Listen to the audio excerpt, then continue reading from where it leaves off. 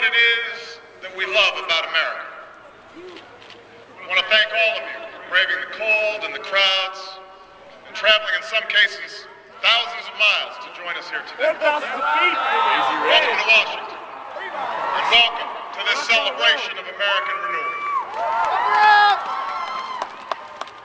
In the course of our history, only a handful of generations have been asked to confront challenges as serious as the ones we face right now. Our nation is at war. Our economy is in crisis. Millions of Americans are losing their jobs and their homes. They're worried about how they'll afford college for their kids or pay the stack of bills on their kitchen table. Most of all, they are anxious and uncertain about the future, about whether this generation of Americans will be able to pass on what's best about this country to our children and their children. I won't pretend that meeting any one of these challenges will be easy. It will take more than a month or a year. It will likely take many. Along the way, there will be setbacks and false starts, days that test our resolve as a nation. But despite all this, despite the enormity of the task that lies ahead, I stand here today as hopeful as ever that the United States of America will endure, that it will prevail, that the dream of our founders will live on in our time.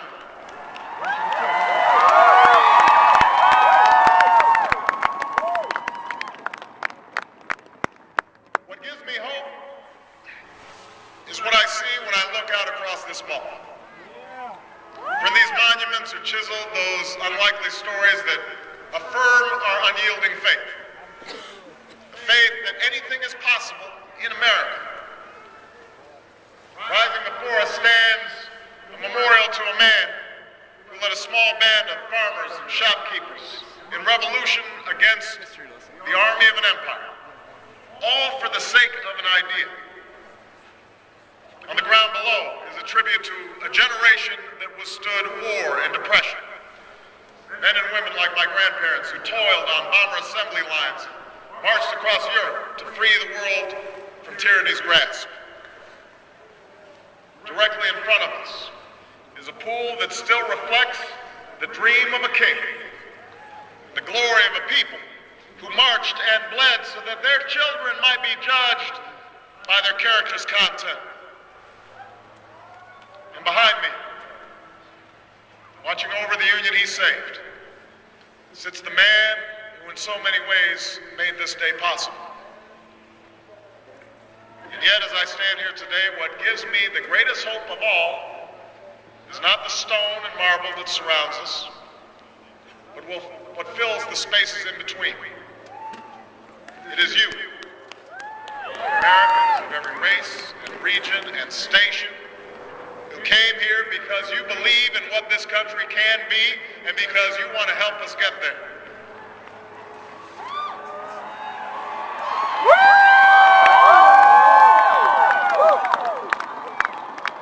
It's the same thing that gave me hope from the day we began this campaign for the presidency nearly 2 years ago. A belief that if we could just recognize ourselves in one another, bring everybody together, Democrats, Republicans, Independents, Latino, Asian, and Native American, black and white, gay and straight, disabled and not, then not only would we restore hope and opportunity in places that yearn for both, but maybe, just maybe, we might perfect our union in the process. This is what I believe. But you made this belief real. You proved once more that people who love this country can change it. And as I prepare to assume the presidency, yours are the voices I will take with me every day when I walk into that Oval Office. The voices of men and women who have different stories, but hold common hopes. Who ask only for what was promised us as Americans, that we might make of our lives what we will, and see our children climb higher than we did. It is this thread that binds us together in common effort, that runs through every memorial on this mall, that connects us to all those who struggled and sacrificed and stood here before. It is how this nation has overcome the greatest differences and the longest odds, because there is no obstacle that can stand in the way of millions of voices calling for change.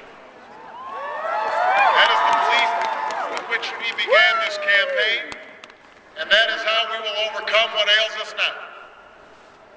There is no doubt that our road will be long, that our climb will be steep, but never forget that the true character of our nation is revealed not during times of comfort and ease, but by the right we do when the moment is hard. Thank you.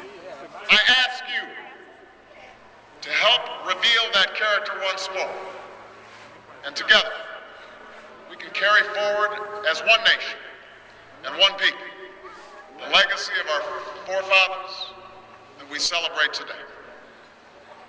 Thank you.